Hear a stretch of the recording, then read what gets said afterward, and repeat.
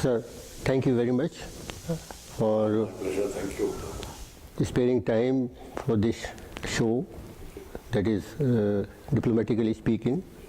This is an initiative to understand Indian foreign policy. I hope viewers will be benefited by your thoughtful comments on various aspects of Indian foreign policy. You have been a diplomat and you had a 36 years long successful distinguished diplomatic career. The very first question that comes to our mind is, what inspired you to join IFS? Oh, it's very interesting. Well, I somehow, right from the beginning, I had always been inclined towards it. Beginning means, let's say, from the age of about 12 or 13, when you begin to work out these things. And well, for this 2 years I spent in Cambridge, 54 to 56, strengthened my conviction. So all that put together, it was my decision was to join the Foreign Service. Of course, in the IAS preference list, I'd given Foreign Service and IAS both, you know, the exam list. But fortunately, I was able to get through in the very first attempt. That was in the examination of 56. You look back at your long diplomatic career. How do you feel? I mean, you feel satisfied? I've been very happy, very satisfied with it. And I had 4 postings at headquarters and 9 abroad. Interesting about Sikkim. Sikkim. Yeah, when you were posted in Nepal. The entire Sikkim episode took place when I was posted there. First, Sikkim became as associate state of India in September 1974. And then it got, by referendum, and merged into India in April 75. There's a background to the second event. The King of Nepal's coronation was on 25th February 1975, okay? And a lot of foreign visitors had come, etc., etc. The Chogyal, the ruler of Sikkim, also came. Now, I remember that it was 1st of March 75, just after the coronation of the king. King Birendra, the person who got assassinated. One of our great friends of India, who also fought in the Indian freedom struggle and who was Home Minister in the first government, V.P. Korala, but did not leave Nepal. He stayed on there, was imprisoned, then released and stayed there. Apparently, he still must have had his contacts still in the various intelligence units. So he requested me to come to his house urgently. Went there. Saturdays is a day off in Nepal, Sunday is a working day. So he said that, you people are not aware of it yet, let me tell you, the Chogyal of Sikkim met the Chinese ambassador in Nepal yesterday afternoon. That's the Friday afternoon. It's difficult to believe. I said, look, I find it hard to believe we'll do a foolish thing like that. He said, well, believe it or not, but pass it on to your government. So the next day was Sunday, it was a working day. I was supposed to come to Delhi for 1 week. Flight was in the afternoon. I went to the office in the morning, and we discussed it with the ambassador, Mr. Shkotra, and we decided to send a telegram, secret telegram to Delhi, informing them about what had happened. Then when I arrived here on the second or third was a Monday morning, and I went straight to Kao, whom I knew very well, who was the head of the RAW at that time, and told him that, look, this telegram is coming, this is what has happened. Now, later on I was told, much later, about a month or two later, that the events of April, integrating Sikkim fully, and then also Chogyal, Mrs. Gandhi was very annoyed with Chogyal, and originally she wanted him to be governor, lifetime governor somewhere, but now she decided that he must go. So that was that, because it was a small role to play with that, but later on I felt when Chogyal, one of my innings as the Joint Secretary North from 81 to 84, second time that was, I had to go to the airport to receive his dead body, come from New York on the way back to Sikkim for funeral.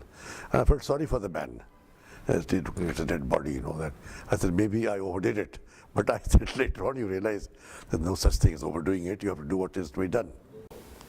What were the challenges you faced during your tenure in Sri Lanka? Colombo was the last posting and final posting. Colombo was very dangerous also. Sri Lanka, the main challenge was to survive because of the LTT threat to the Indian embassy and like all important Indians, especially the High Commissioner, is number one on their hit list. So the government of India had given me 50 ITBP commandos. 35 were staying in the house and 15 in the office. And these commandos, and especially armed and all that, bunkers everywhere in the house, pointing guns to the door. But despite that, and then the special bulletproof Mercedes, which even if you shot the tire, it used to go on for about 90 kilometers without stopping. Despite that, self-repairing, so that sort of thing. Now, a couple of instances I remember there. First, the High Commissioner's office was situated about 5 kilometers away, along the Gulf face, the main road by the sea. So either you come from this side or this side. You have no way of avoiding any other way. Now, every time one went on that road, you felt a bit frightened. That, if they planted explosive and the remote control it, your car cannot save you from explosive. See, our own ITBP commandos in our own jeep were in the front and also at the back. So they could shoot anybody from the front or back.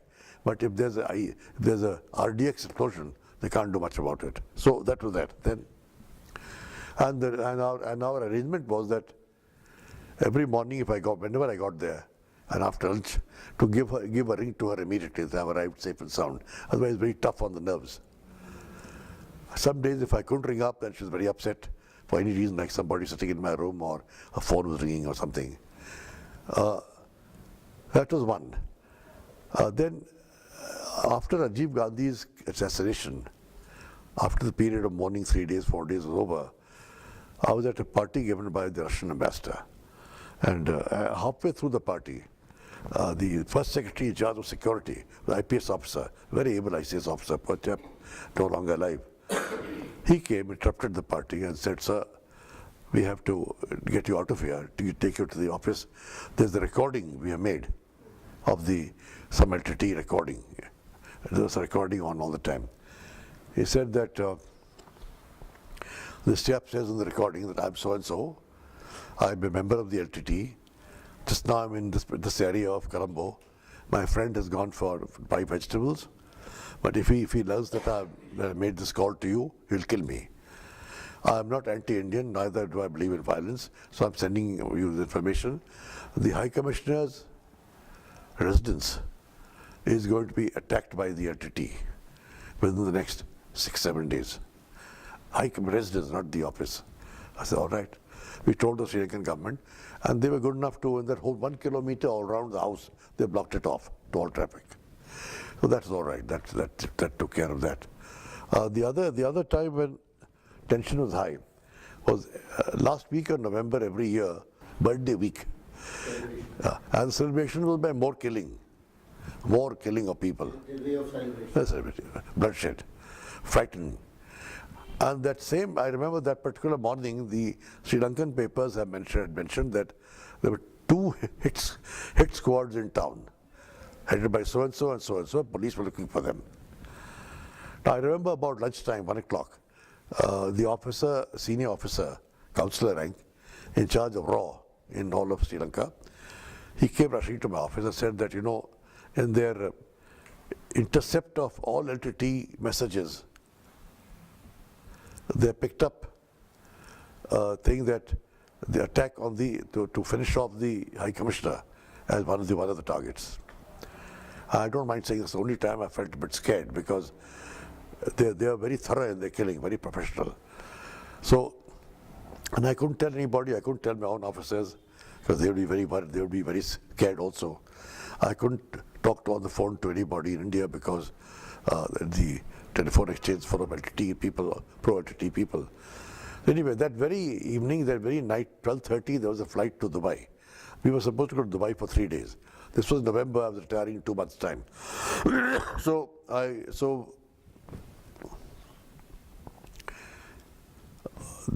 From the porch, the two main gates are 75 meters away, main gates on the road.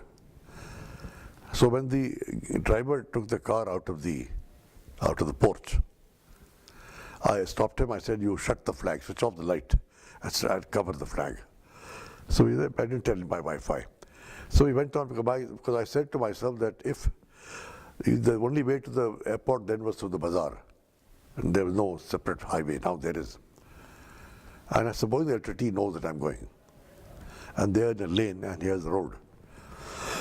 And they see my car coming from the flag from a little distance.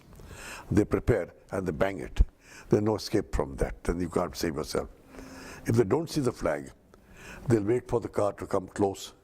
Then by the time they recognize that it is my car, and by the time they get ready to hit, I'll be about 50-60 meters away. And then my security at the back, all ITBP commandos, they would take charge of them. So I told my officers, even my family, much later, a month later, otherwise they'd be very scared. And I told the officers when I was leaving that as long as you're here, be careful, because if you hear hit squad is in town, lie low for 2, 3, 4 days, because they can't be high alert every day, because the police is after them. The efficiency ratio goes down. So just have a very low profile for 2, 3 days, 4 days, and then you go. And so that was it, because there were some people even advised me, some of my relations, that now when Rajiv had died, they said that tension was very high at that time also. So they said, why don't you, now you have only a year and a half left to work service, just you got foot pension, retire and leave it. I said, okay, I agree with you. They said that if anything happens to you, that one day morning and then everything go on as it is. I said, that's true, but the point is, somebody else will come here. And I would all my life feel that I left the place being scared, which is a feeling I can't live with. So I'll take my chance. So that's how it went on. These are main highlights of a very personalized sense about it. Other thing I want to mention that but among the political thing, what I did was, there was a thing called the Joint Indo-Sri Lanka Committee. So I upgraded into a commission, which means at ministers level, for the foreign ministers level of both countries, in my time, with 3 sub-commissions. One was political, second was economic and cultural, and third was science technology. The third thing I put there, they appreciated that, because I felt that Sri Lankans who are very highly educated, most educated, very brainy people, like Indians. After all Indian stock. I promised them that we would set up for them an institution which will be a mixture of both IIM and IIT. I said, for 5 years we'll run it for you. At our cost, you will give the land only. Then you take over after that. We'll give all the books and all everything. You take over. They're very happy. Ministry here sent it some useless people to prepare a DPR. And I saw the DPR, I rejected it. I said, useless. Start another one. By the time I started another one and it came, I'd already left. So I don't know what happened to it. These 3 things were very interesting. And then one more was just after the killing of Rajiv. I remember he died, he was killed on 21st May. 6 weeks after, on 7th of July that year, 1991, when I met the president, I called on him. I said, this is my idea. I had not consulted anybody, but out of my own sort of experience. I said, what we can do, Excellency, is to shorten the war against the LTT. Beyond the 12 kilometers, 12 miles, that's 20 kilometers territorial waters of Sri Lanka, let the Indian and Sri Lankan navies jointly patrol. And because all the weapons were coming from the east, border of Cambodia, Malaysia, etc., Cambodia, Thailand border, all coming from east, and Prabhakar's cousin was in charge of that, to keep the route going. I said, we will stop by 90% at least, the weapons being supplied to the LTT, and after a while they'll have to surrender. How long can you keep on fighting without replenishment of supplies of weapons and ammunition and so on. Unfortunately, he was still in that, at that time, about a year after I arrived there, in the anti-Indian phase. So he said, no, I'm not, no, you look after your side, we'll look after our side. But I do feel in retrospect that if we had accepted this, maybe the war would have ended within 1 year. That's 92. It ended in 2008, which is about 14 years later, and many more casualties, civilian and military. And because you know, I was sure at that time also that in Tamil Nadu also, the anti-entity feeling was very high at that time. So nobody from there would object. If you tried it much later or much earlier, there were certain sentiments favoring the LTT. Even N.N.Jha's government was soft on them. But at that particular time they were they're solidly anti-entity. They remained entity, they remained pro-Tamil, but anti-entity even since after that. So, but that's, I think, great opportunity missed by Sri Lanka. And Prem Dasa was not, you see, Prem Dasa was very interesting. As the Sri Lankans themselves told me, Sri Lankan ministers, Prem Dasa was not anti-Indian, he was anti-Congress. Because he felt that Rajiv Gandhi had treated him very badly. It's very buffoon, illiterate buffoon kind of impression he tried to convey to him. And he was the president of the country, as you know, at that time. So, because he told me himself, he said that I want all the fruits and vegetables to be imported from India, and I want the buses, all buses were there, all the Ashok Leyland. At that time, Ashok Leyland, hardly Tatas there. So he said, practically, he said, I can import 2.5 buses for the cost of one Japanese bus. And it can come quickly also, just drive through or something like that. So something in what he said. So I was convinced he was not anti-Indian. Initially he was. When I got there at the airport on 23rd July 1990, they wanted to search me, imagine. Oh my God. They never do that to an ambassador. Then I said no. Then of course my credentials were fixed for next day. They got postponed twice, purposely. First time they said that, you know, the Darbar Hall or whatever they call it, the main hall of the presidential palace was under repairs, renovation. But they showed the same evening the Indonesian ambassador paying a courtesy call in the same hall on the president, on a farewell call. But that explains the situation in Colombo and so you made a lot of contribution to improve and bring the two countries together by all these suggestions and the steps that could have been taken by Sri Lanka. Sir, now we come to your role in India's public life, and you became a member of the BJP National Executive.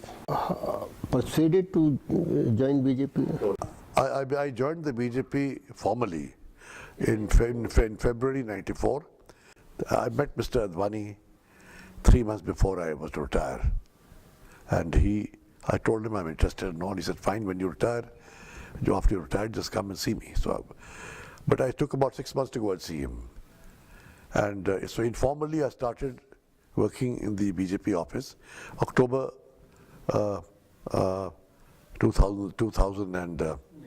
93. Formally I joined in February '94.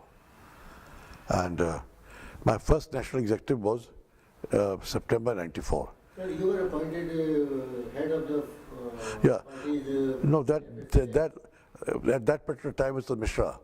Yes. Then after we came into power, I took over that role from him. So I was in the national executive from September '94 till April 2001, which is 6.5 years. And then I was the convener of the Foreign Affairs Cell between April '98 and 2001. These cells were the consulting bodies. This government used to consult them sometimes, and or you could go and meet as much as possible, much pipe as possible, Mishra and others, and convey what you thought the party thought.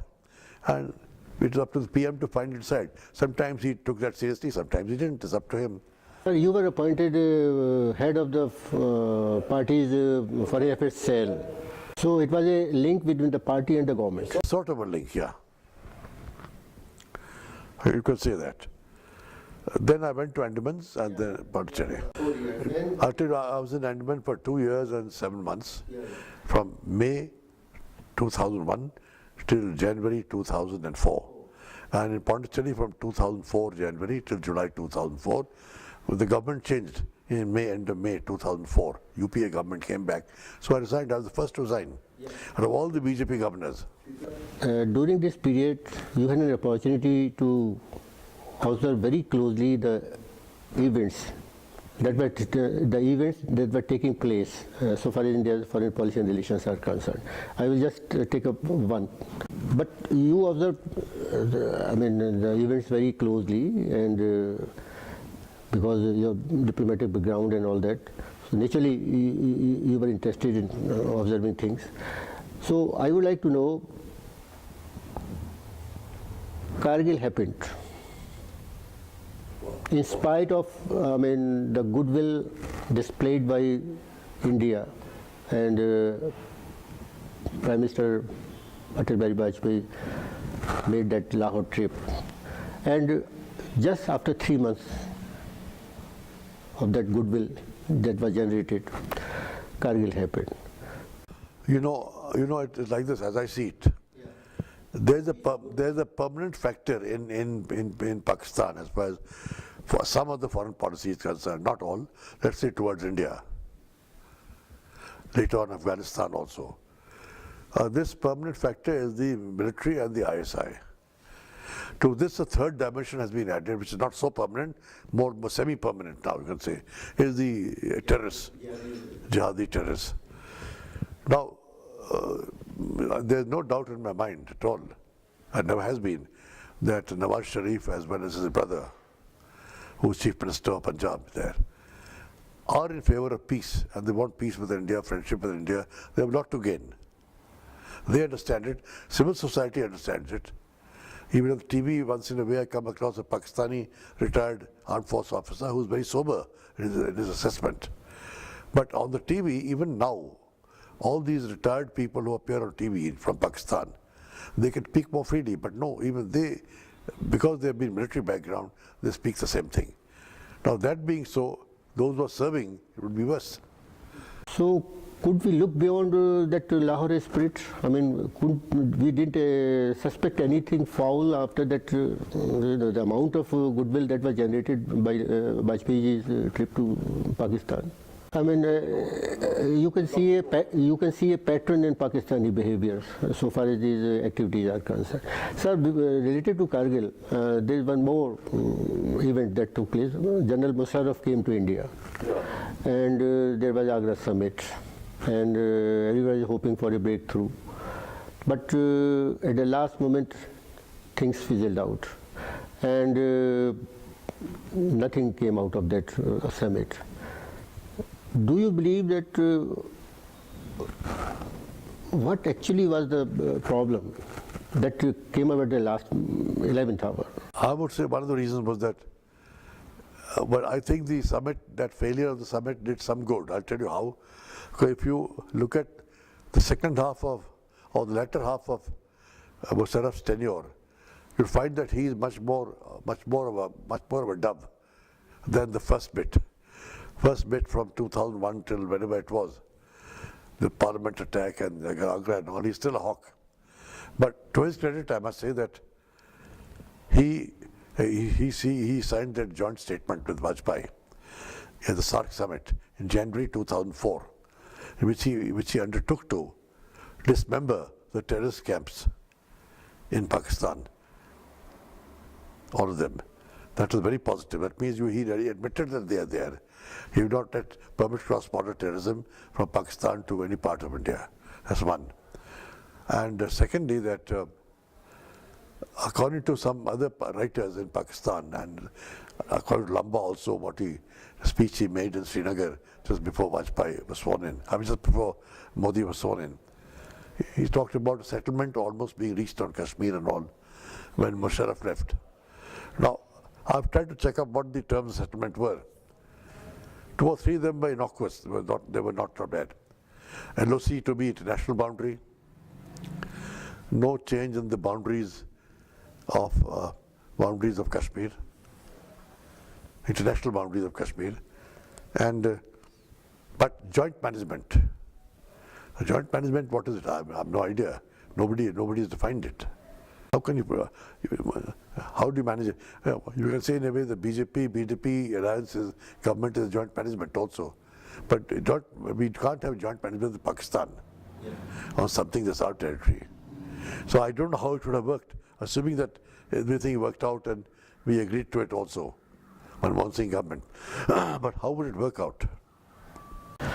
Sir, now I come to the current scenario. India's foreign policy post 2014.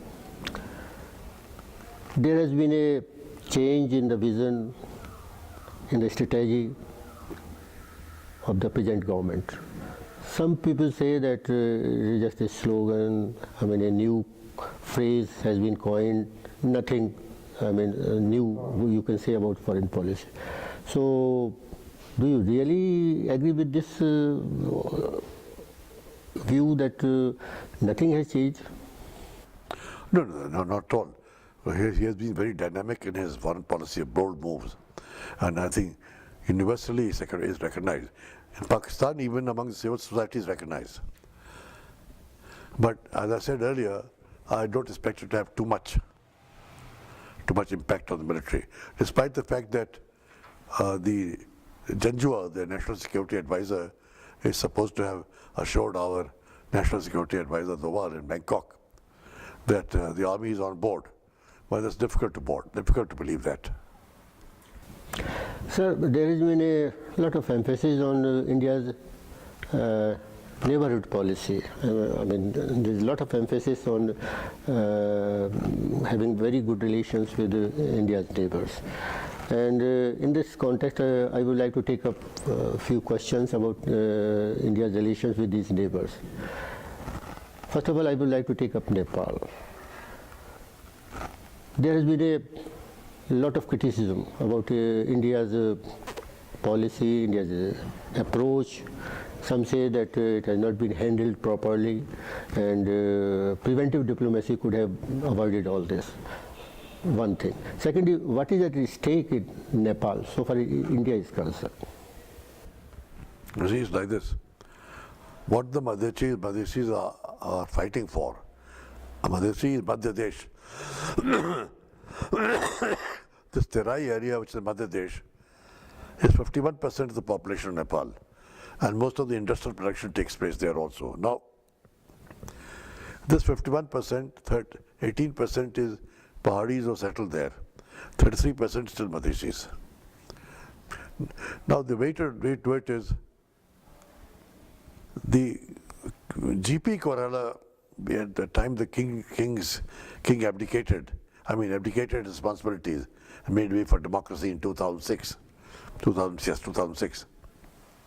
GP Korala, Girija Korala, had agreed to a certain deal with the Terai people, namely that there'd be one or two provinces, Madhesi provinces, that the electoral boundaries would be done in such a way that there is not a Pahadi majority all the time. Even in the king's regime or other regimes also, out of 125 seats that the king had put in parliament, only 4 or 5 were Madhesis, despite being almost 50% of the population then. And the way to do it was to that they used to merge the constituency in such a way that 2 or 3 Terai districts and 3 or 4 hill districts. And hill districts, there's one voter for just maybe 1,000 persons. One voter. One representative. In Terai, it's maybe for 1 lakh person. One MLA. So that way they kept the majority there. So when the revolution took place, Constituent Assembly was formed. It was 601. And thanks to the PR system and also the first past post, There were almost 100 Madhesi representatives. And for the first time, they felt we were enjoying some power. Now the new constitution has put all that back, reversed it. It has said that each district in Nepal will have to start with one representative.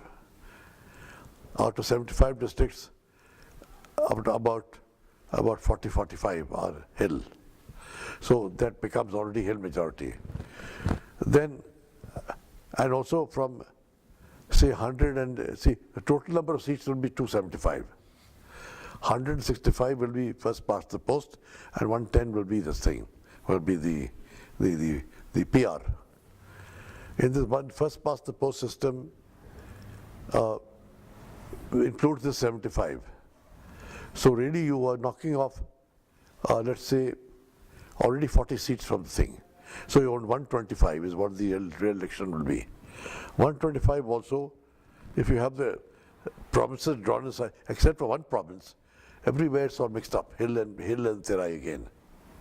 So you is there to ensure the victory, a majority of the Hill people. So what the Madhesis did was that the only weapon they have, like the people of Jammu had in 2007, was you block the supplies going up north. And this has caused hardship, tremendous hardships to the no, that they will. The anti-Indian elements are there, always have been, right or wrong. How can they blame us for interfering? 1951, King Tribhuvan came here. 1951 February, we sent him back. He became king. 18th February, it's observed as Democracy Day there. Then the 12-point agreement was signed here in 2005 November, between the Maoists and the democratic parties who wanted to become, in opposition to the king. And now they were hosted for 2 months here by Raw, and everyone was here, had a good time. And then now, if we give friendly advice, they say you're interfering. How would they describe the first two? Also the interference then. But when interference suits you, you don't mind. It doesn't suit you, you mind it. That's the whole problem. And now it's basically the two communist parties are very much in control.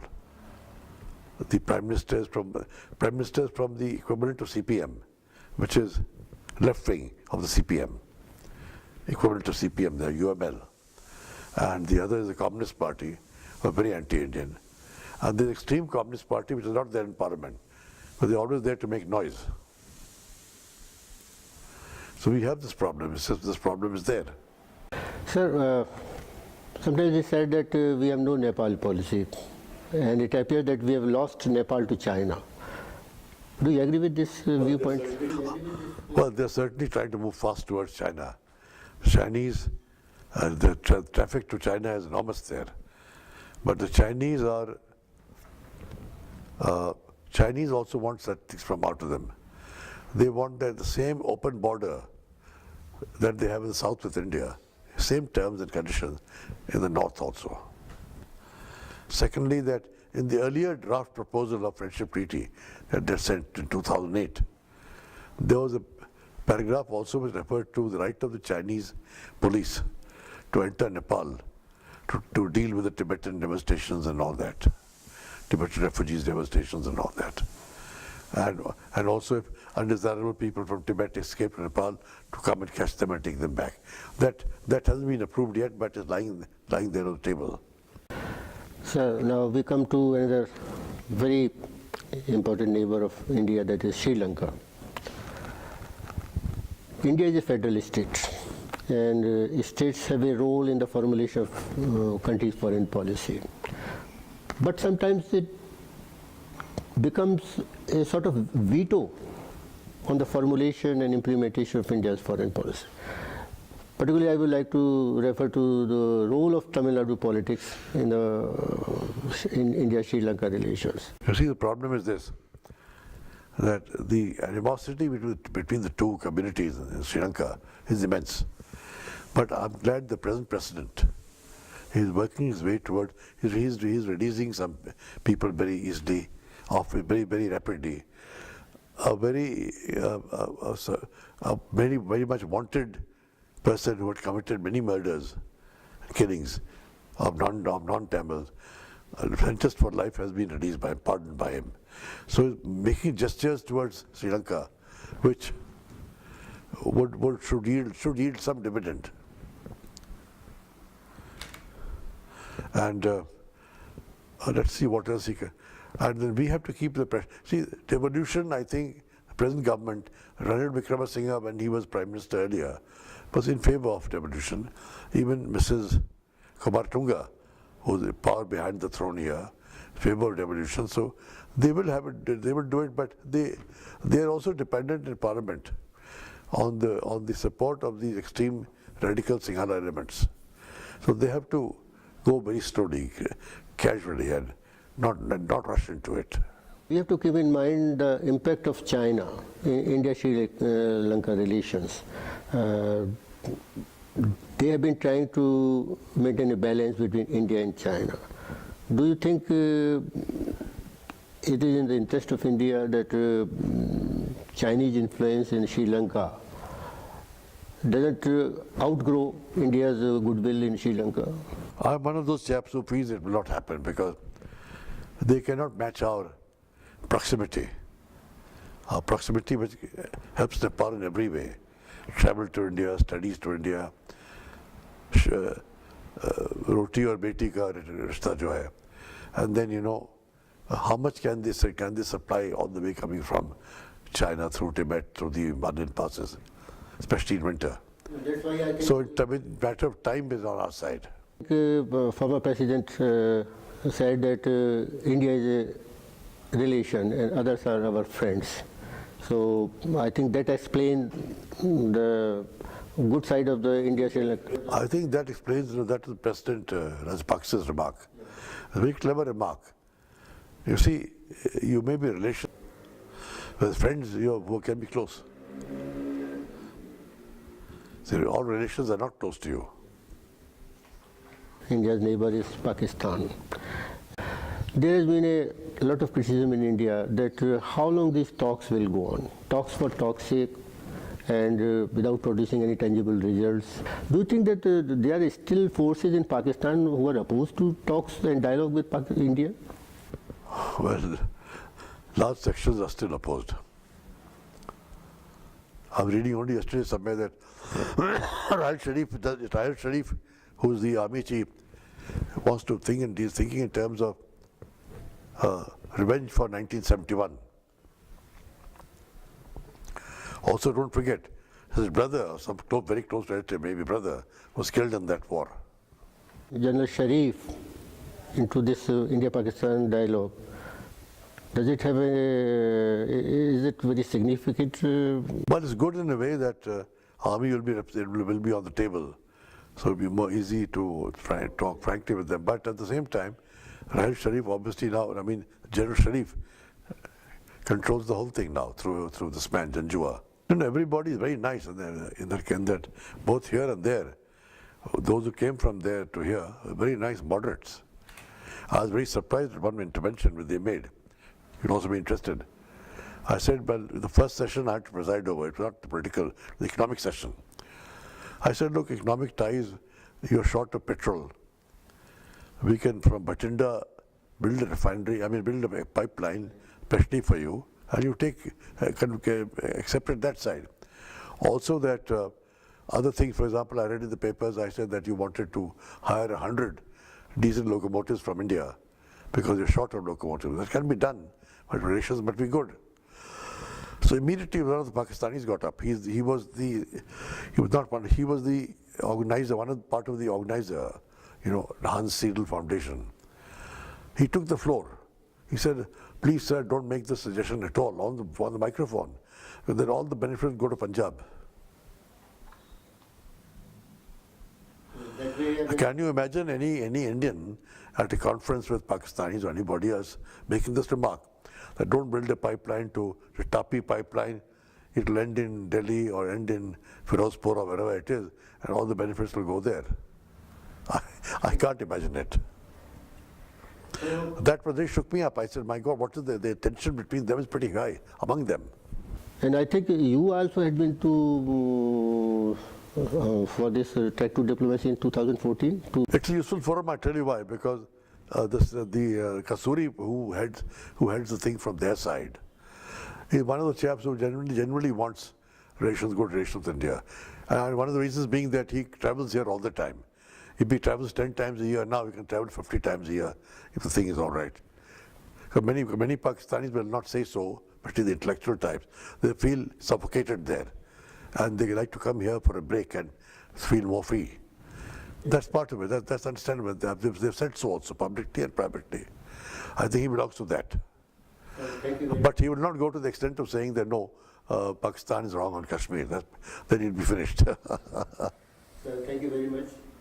Thank you very much.